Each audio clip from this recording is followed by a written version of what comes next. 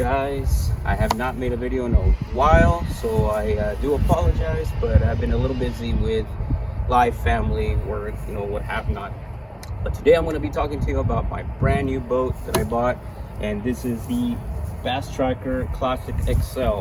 I do want to apologize, if there's a little bit of ambient noise. I don't have a microphone, what have not, so I'm going to try to be as right on cue. I'm going to try to be as loud as possible so that I could you can hear me out. Okay, now I am out here right next to my house. There's an empty field for now, an empty lot, so I do have her parked out here. This is just temporary because I will be going out fishing tomorrow with my father-in-law, so I just have her prepped out here. But for the most part, this boat is inside of a garage.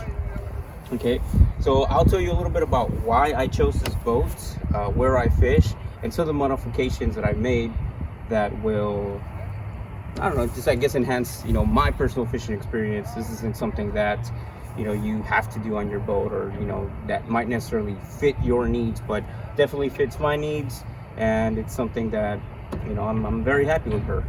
So without any further ado, let's get to it. So here it is, straight from the catalog, waiting for me to purchase her. And here she is, coming home. Real quick tour of her.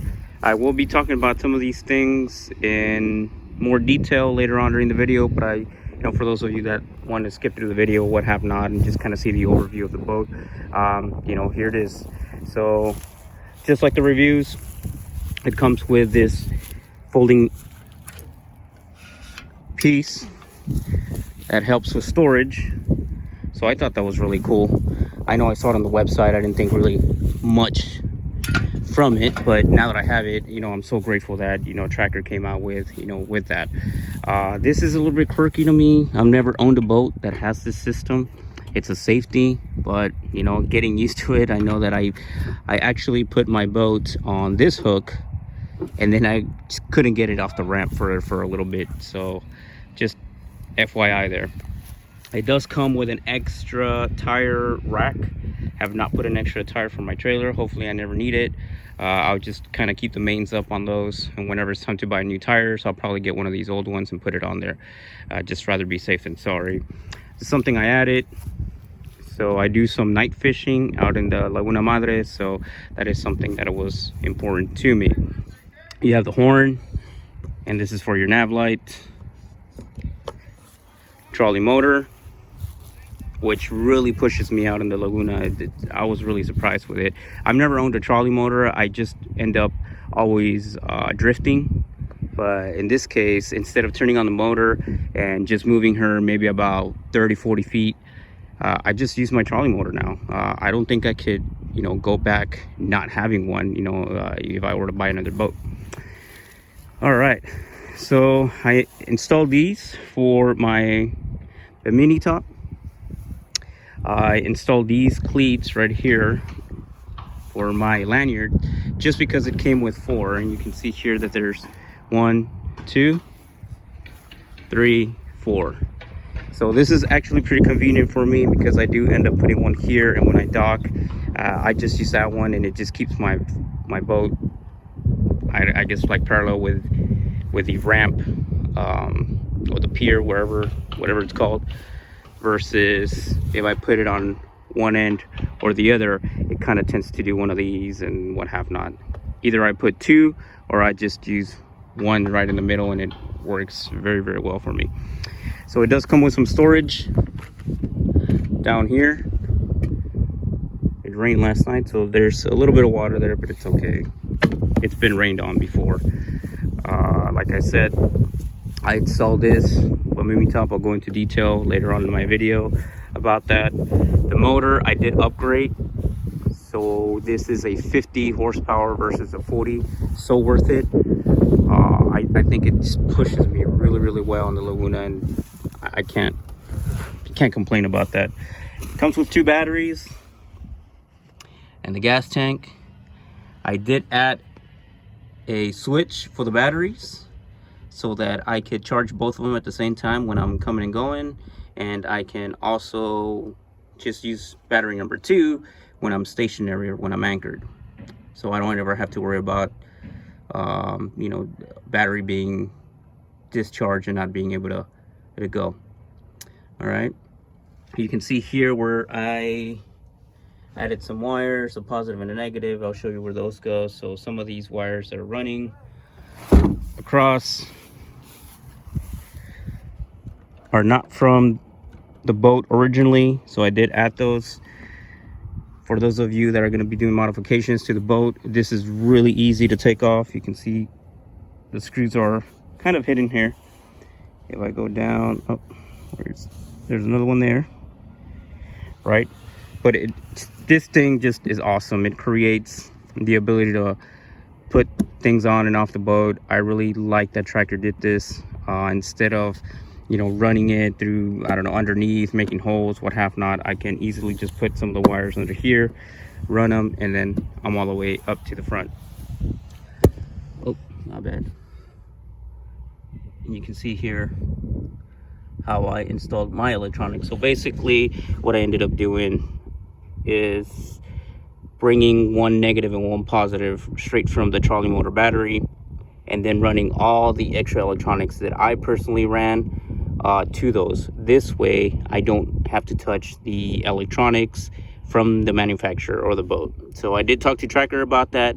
They said, you know, of course, if I start messing with the wires from the boat, then it possibly could void my warranty. But this, I mean, I didn't touch the original wiring, so they're pretty good about it. They've honored that thus far. The console that comes originally with the boat, with the exception of this. So this is something I bought at Academy, and you can see where I installed a couple of lights, switches. I do have some that are empty.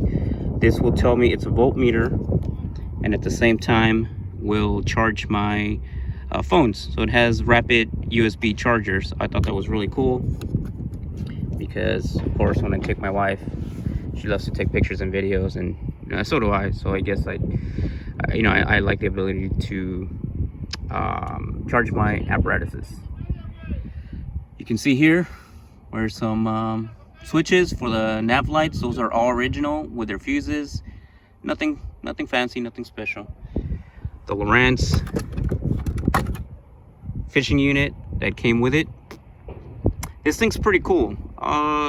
Here in the Laguna Madre where I fish, you'll see the depths. I don't have a need for it really, because I'm gonna be operating or having my boat in 2-3 feet of water in most areas.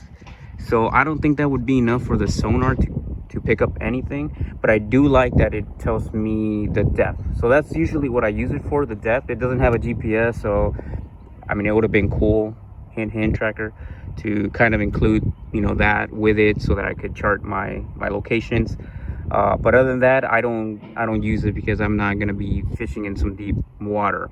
When I do cross the channel, I did stop right in the middle of it, just drifted for a bit, put it down, and it worked really well. I was really surprised with, you know, how I was able to see some structure and just the bottom of it. I thought it was pretty cool. So again, I don't think I'm going to use it too much, but other than depth, which I know my way around, and I do have some charts on my phone, which I'll show you later. So yeah, it is what it is. It came with a boat, won't complain. Got your throttle, some more storage down here. So both seats have storage. Let me get on here. Oh, I'm old.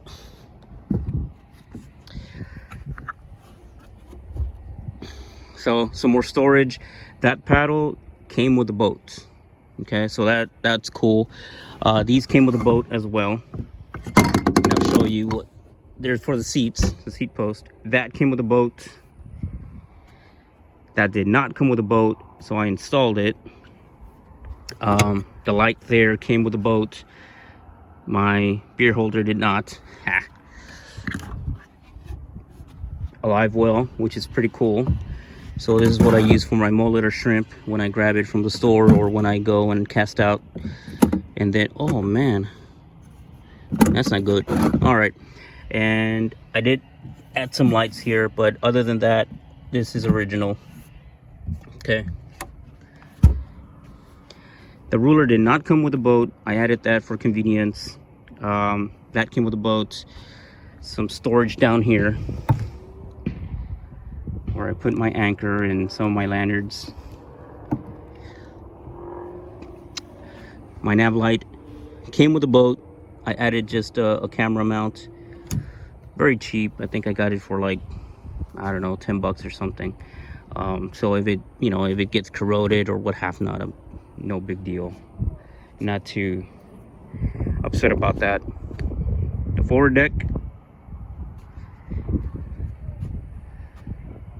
back deck, motor. So yeah, there she is in a nutshell. I mean, I don't think there's a lot of videos right now on YouTube, but other than that, if you go to the website, which I'll post on the link below, on the comments below and all that, it's, you know, pretty self-explanatory when it comes down to what it has, the storages and what have not. That's pretty much it. So I will go ahead and go into detail about some of the things, such as, you know, the bimini top, some of the electronics that I added, some of the lights, and, you know, go from there. All right, guys, so if some of you are curious as to how I pull my boats, I know, I mean, pretty simple, right? She's not that heavy. I think it's 1,200 pounds at the most, 1,250, you know, that she weighs. So that's a good thing about the tracker, that almost any vehicle can pull that. You know, any small size truck, even some SUVs can pull that boat in and out of the water, I'm pretty sure, easily. But me personally, I love Tacomas, Toyota Tacomas. I've had a couple of them, and you know, this is the one that I use currently. No issues, no problems with that. You know, I don't even feel her when I'm pulling her or going over to the beach. So it's something that I need to be careful, because sometimes, you know, like I said, I don't feel her. I'm just zooming by, going in and out of traffic, what have not, and then I have to kind of take a step back and say, like, oh, I'm carrying a boat, right? Or I'm pulling a boat. All right, so why did I choose the Bass Tracker Classic XL in saltwater?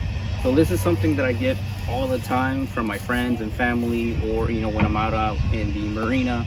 And most of the guys out here, they're really big into these shallow sports, the sportsmen. Beautiful boats, don't get me wrong, but one, the price point. If I were to go with something local that is usually used out here, which is a shallow sport, you're talking about $40,000, $50,000 for a brand new boat. You'll see the pictures here that I'm about to post. These run in very, very skinny water. You're talking about, I'm not sure, I think it's like 8 or 5 inches of water that they can run in, specifically made for the flats here in the Laguna Madre, which, you know, that's mainly the whole reason why we go out there, to fish for these fish. So with that said, I'm not sure, or I wasn't ready to spend $40,000 on a boat that I was going to be able to take out maybe once a month during the summer, maybe every 2 months, 3 months, you know, during the winter. Our winter here is very short. Right now it's, I don't know, like 70 degrees, 72 degrees, and we're wearing sweaters and such, because it doesn't really last that long. So if I really think about it, maybe taking the boat out 12 times a year was not worth it to me, you know, not for $40,000. So that was a huge factor of mine. Number two, I didn't necessarily want a huge boat, because storage is also an issue for me. This is something that fits in a 1-car garage. I knew that from the very get-go, because the manufacturer did mention that. So that is something that enticed me to buy this boat too. If I were to go with a local shallow sport that is 18 feet at minimum, plus trailer and all this other stuff, I would not be able to put it in a garage. Now, with that said, the cheapest area that I bought, the storage that I saw, was around $80 a month. So that would have to be calculated into the payment. So $40,000, you know, calculate that payment plus another $80 a month, plus the insurance. It starts to add up. So that is something that you might want to think about when you're buying your boat, because it's not just the price of the boat. You have to get insurance. Of course, if you don't have to, if you buy it cash, but for the most part, the bank will require to get insurance. And where are you going to store this boat? Oh, a Monarch, right? So think about that. So that was another factor of mine. When I researched this, and I'll show you this email that I received, Tracker states that this is going to have a draft of 11 inches. That I thought was plenty good. Like I said, I'm going to be operating in water that is 2 to 3 feet. So 11 inches to me was more than plenty. I actually went into an area that I literally just walked out, and the water was, I don't know, like 10 inches, I would say. I mean, it barely covered, my feet. And I didn't realize just how shallow it was. And she was floating just fine. I actually got in there, anchored down. When I anchored, that's when I was like, oh crap, hopefully I don't have to get down and push or whatever. But it was summer, so I was like, oh, if I have to, oh well. So I got down and did some weight fishing, and it was great. Had no issues. So I know it says 11 inches draft on the email, but due to the weight and everything that I have on it, I think she floated really, really comfortably. Would I risk it and always go into those waters? No. I think that was a mistake on my part, but now that I have the Lowrance that tells me how deep it is, I should probably pay more attention to that. So much for knowing the area, right? That's what I said earlier. So that was another thing, another factor in consideration. So I said to myself, I need to get into some shallow water. I'm gonna pay $40,000 or I'm gonna pay $10,000, for this boat.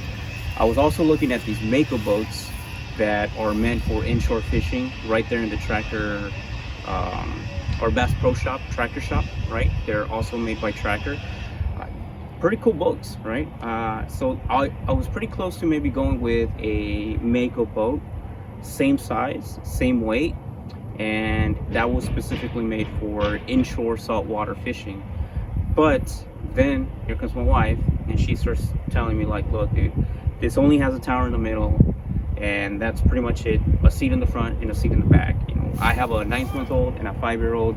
My wife likes to go out there with me. She doesn't like to fish, but she likes to be out there. So that was another consideration that I had to take, where if my family is going to come along, are they going to be comfortable? And I don't think the answer was a solid yes. Those boats are made straight for fishing, and although that's exactly what I wanted, just a boat that I can go in and fish, I also had to take my family into consideration. This is where the Tracker layout came into place. If you look at the picture that I have on the screen right now, that is pretty cool. I mean, you're talking about 2 seats in the back. You're talking about 2 other seats that now I'm able to put in 3 different locations where they can sit. Now, if I take all the seats out from the middle, my wife and I can sit, and the kids can just kind of lay there and do their thing on a carpet. So it's kind of like they're in a living room, just enjoying the beach, enjoying the weather, and I'm doing my fishing while they're spooking the fish away, right? Banging on the bottom. But hey, at least I'm out there, trying to get some fish. So that was a huge consideration too. That was actually one big factor why I really started looking at these Tracker boats. The last thing was something that is very popular down here is don't get an aluminum boat, because the salt water will corrode it, and the salt water will just eat it all up, and there goes your boat, right? But I started noticing that there's a lot of people down here that buy those $500 John boats from Academy. They put like a little trolley motor, and they're hitting the flats, and I mean they've had them for years, and they've had no issues whatsoever with those boats. So I thought to myself, let me do a little bit of research. This is an all-welded boat. So the difference between some of the old aluminum boats and these new Tracker boats was that they used rivets. Those rivets do corrode, and when those rivets start to corrode, you start having some structural issues with the boat or the latches, whatever the case may be. In this case, everything is welded, so you have like a whole shell that is completely welded. There's no rivets whatsoever, so there's really nothing that I needed to worry about in that case. The other thing is, when I started looking at things such as buoys are made out of aluminum, marine grade aluminum. This is made out of marine grade aluminum. I have a Coast Guard station right next to where I fish, some of the spots where I fish, and most of their boats, they're aluminum boats.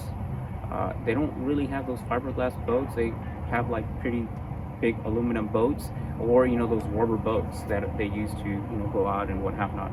So when I really started thinking about that, I said, well, I don't, this is marine grade aluminum. I don't think that I'm going to have that issue.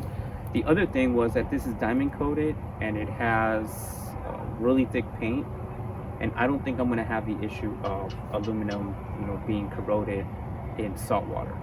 As long as I go in, get out, and as soon as I get out, I already know I use about $7 to $10 at the local car wash to rinse it all off.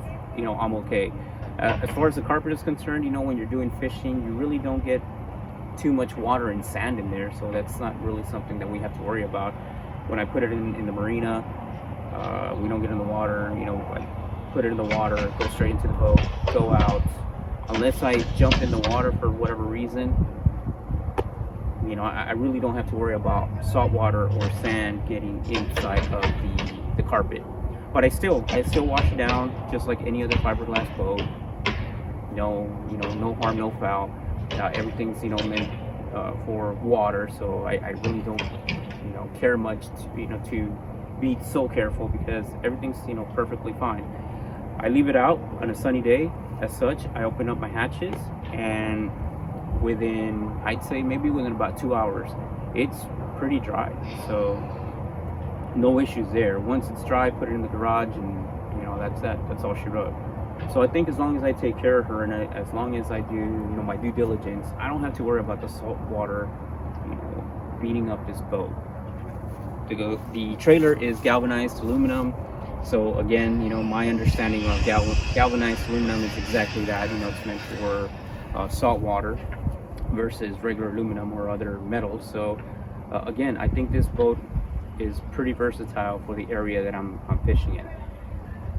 I did notice that it has a modified V-hull. It cuts right through the water. It's probably one of the smoothest boats I've owned when I'm going. I mean, this thing is just zooming by, and it's really steady. That is something that, again, a determining factor when it came down to my family. I'm used to, being in the military 12 years. I'm used to, being out in the waters, what have not, a little bit rough, and it didn't matter to me. But but with my family, that's a different story. So it's something that I took into consideration when I also bought the boat, and I'm very happy that I did. It cuts right through the water, like I said. It takes me to the spots where I need to go, and it's a little bit better than one of those flat bottom boats like the Megas.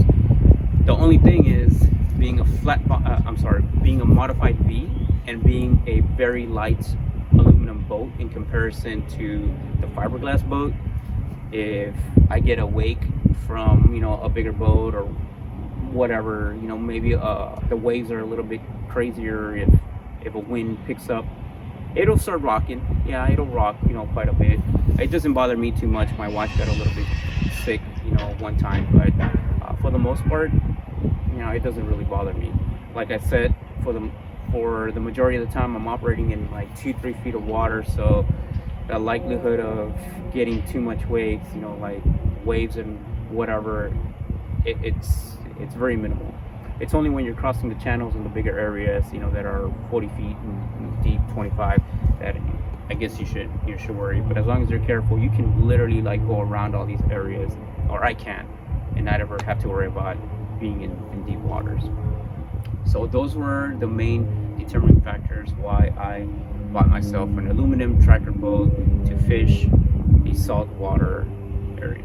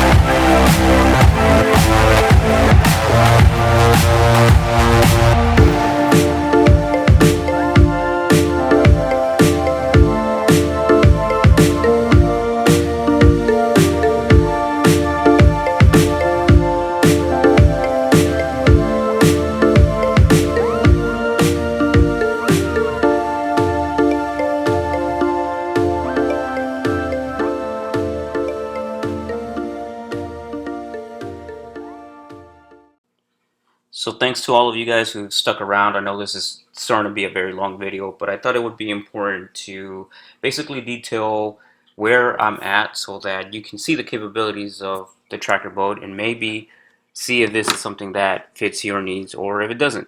So here you can see where I have gotten Google Earth off of my phone and just laying out where I'm fishing. You can see by the aerial photography here a lot of the grass beds where it's very, very shallow, like right there, super shallow. That's called the Mosquito Flats, and you can see the channel right next to it. Um, all those little points are where I go fishing, and it's important. You know, it's important to be able to hit those flats. That's where all the reds and the trouts go in, so that they can spawn during the spawning season, which is in October, and you know, pretty much year round. You know, you can find fish, and it's really not that deep at all. This is the charts that I was talking to you about in the beginning of the videos, and you can see all the ones, twos, fours right down the middle. I think it says like 45 or something like that, 25, but that's just channel that they dug out so that they can go through it, bigger ships. But other than that, it's very shallow, very, very shallow in this area. So she's doing really, really good in these waters. Like I told you guys earlier, I have the ability to just kind of go around some of those uh, deep locations if I wanted to.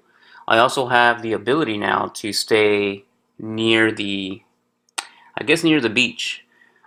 Sometimes it gets a little rough depending on the wind, so it's better to kind of stay towards the middle. But sometimes it's better just to stay in the shallow areas because, like I said earlier, the winds, even if they are up, they're not that bad. It doesn't create big waves that you know will rock your boat. So just some food for thought, guys.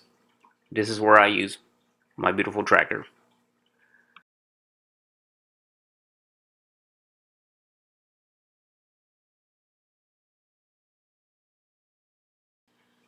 One of the first things that I did was put a hydro stabilizer or a whale tail. You'll see how it gets its name in a bit. I highly, highly, highly recommend this when you're in skinny water because it really helps to get you out of the hole quicker, and especially here, like I said, in the flats, I'm able to run at about 1200, 1400 RPMs or right from the get-go, and don't have to worry about whether I'm gonna plane or not. Second thing was the Bimini top. Uh, my wife said, "Look, dude, before you start spending any money on more reels or anything at all for this boat, you're gonna buy this thing. I don't care." So that was, you know, part of the compromise, and it's part of the compromise being happily married, of course, which I have no problem with. Sometimes we stay out there quite a bit, especially when we go with the family. They don't like to wake up early to go fishing, so we're out there around noon, 2 o'clock in the afternoon. We pop this thing up. We're comfortably out there. We don't get sunburned, so it's a win-win. You know, can't really complain. Very simple to put on. There's lots of videos on YouTube, so I decided not to really go into detail on this, but you know, basically just rivet it onto the gunnel, and I'm sorry, screw it onto the gunnel. That's basically all you have to do. I moved on to the electronics next. Like I said in the beginning of the video or somewhere in the video, I wanted the ability to be able to charge both batteries while I was running. I do hop from spot to spot, so that helps us out, you know, that I don't have to come home, plug this in. I really feel like it just kind of stays, you know, charged at all times. So I'll put this on so I have the ability to put it on battery 1 and 2 while I'm running. Battery 1 usually just when I crank up. Battery 2 when I anchor down and start fishing or drifting, whatever. In order for me to feel a little bit more warm and fuzzy, I bought this switch panel from Academy. This is actually really cool. It came with a bunch of stickers with different tags. I put all my lights connected to it. Like I said, everything is separately connected from the original wiring of the boat. It does come with a cigarette lighter, 12-volt plug, which I did remove, and I bought this off of Amazon for like 10 bucks or something like that. It is a voltmeter, and I'm really happy that I did because it gives me the ability to kind of look and see where my battery is at. really there should be no reason why I ever drain my battery, because it's either battery 1, battery 2, and I should be constantly looking at that voltmeter and saying like, oh, okay, I'm going to, I don't know, 11.5 or something, maybe 11, and I should crank the motor up for a little bit or switch batteries, right? The other thing is that the Lowrance also has a voltmeter on there, so it's two ways for me to look at the voltage and say, I'm good or I'm not good, right? So no excuse if I stay stranded out there because of a dead battery. Either way, I have, a little crank apparatus that I can directly put onto the motor just in case for whatever reason it drains. Or worst case scenario, you can pop open the motor and crank it like a lawnmower and it should work. You guys gotta have some tunes out there. So I just mounted my radio right underneath the steering column or the whole panel area, that little tower thing, so that I could have easy access to it. It's one that I got from Walmart for about $49. It comes with Bluetooth technology. You can plug in other devices via an auxiliary input. It's for 4 speakers, so I'm just using 2 outputs, the fronts, and it sounds pretty good. It sounds really loud. I actually put the speakers right underneath the seats, and it naturally acted like a speaker box. Had no intention of doing that. It just kind of happened. It was a fluke. So when I'm doing some serious fishing, I probably don't turn it on, or very minimal per se, because then the bass actually thumps, against the boat and underneath, and underneath the water, it's probably going to sound pretty loud. So I usually don't turn it on, but when I'm with my family or just going out with my wife or something, I'm just going out there, it's pretty cool. You can turn it on, and even when I'm going full throttle with the wind, against you and everything, you can still hear it very clear.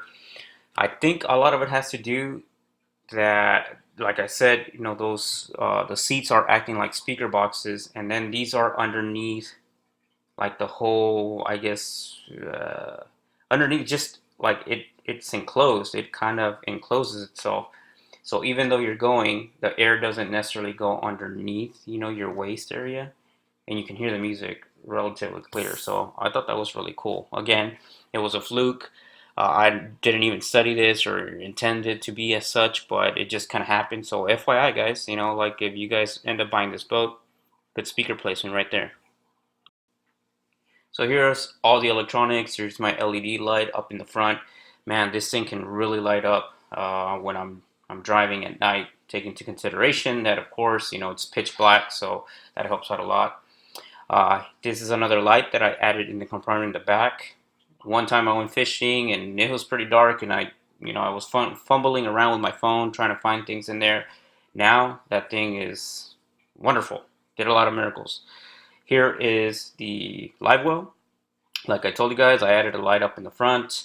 So now I leave it on. If I'm doing some night fishing, I got my shrimp in there, or I got my mullets, whatever bait I have, then it's easier to get with my little net there and don't have to be guessing where they are. This is a base plate that I installed after getting some inspiration from the 170 TF that you can see here. And I thought, wow, how cool is that you were able to put the seats in the middle in different configurations. So I put it flat straight in the middle. I then also made a table that I can mount onto the post that came with the seats. So here you can see without the post, or I could put the post and raise them up. So it all depends how I want it. And this is the configuration that I use when I take my family out. It's only 4 of us, my 9-month-old, my 5-year-old, my wife and I. And this is perfect. This is like so awesome. I just kind of sit in her car seat, um, and then we just sit on each side, and my kid can go down there, feels really safe. I don't really have to worry about, anything else. So I really like that I did that. Well, guys, there you have it. I know this was a very long video, more than I'm usually accustomed to making, but I really wanted to go in depth as far as not only the review, what I did to the boat, but where I'm fishing. I think that that was important, so that it helps you make a determination of whether this is a good boat for you or not. I know that I've seen some trackers out there in Lake Erie, and it looks pretty rough, you know, some deep waters out there. So maybe this might not be the best boat for you guys in certain areas. Never been there, but you know, gives you a general idea of, you know, how the boat handles and how it is. If you have any questions, you know, please put them in the comments below. I'll try to answer them as best as possible. But in the meantime, keep on fishing, keep on doing what you're doing, and enjoy.